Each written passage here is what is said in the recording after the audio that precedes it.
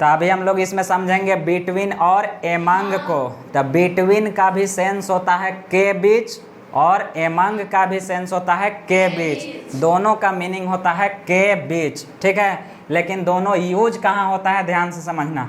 Between का use तब करेंगे जब कोई चीज़ दो गो के बीच का बात करेगा, ठीक है। अगर कोई चीज़ ऐसा सूचित करेगा जो कि दुए गो के बीच वो घटना हो रहा है, ठीक।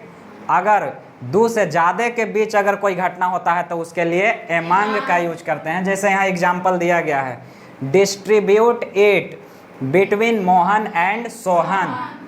डिस्ट्रीब्यूट इट माने इसे बांट दो, किसके बीच? मोहन और सोहन के बीच, माने इसे मोहन और सोहन के बीच बांट दो। समझ में आया कि नहीं?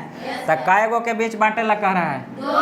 तो जब किसी चीज को अगर दो गो के बीच सूचित किया जाता है तब लगाना है बिटवीन। अगर ज्यादा के बीच में अगर यूज करना है तो इसके लिए हमको लगाना होगा एमंग। जैसे यहाँ एग्जाम्पल क्या है, distribute it among the boys, इसे लड़कों के बीच बांट दो। समझ में आया कि नहीं? जब दो गो के बीच में बांटने के लिए अगर कहा जाए, चाहे बांटने के लिए चाहे कुछ भी सेंस, मैंने यहाँ एग्जाम्पल बांटने के लिए ही लिया गया है कि distribute it between Mohan and Sohan, मैंने दो गो के बीच जब बांटना है तब बिटवीन, और ज़्यादा के बीच बांटना है तब distribute it among the boys, मैंने ज़्यादा के बीच बांटना है तब फिर क्या? एमंग। कोई दिक्कत? Distribute this sweets among the boys मतलब क्या? इस मिठाई को लड़कों के बीच बांट दो।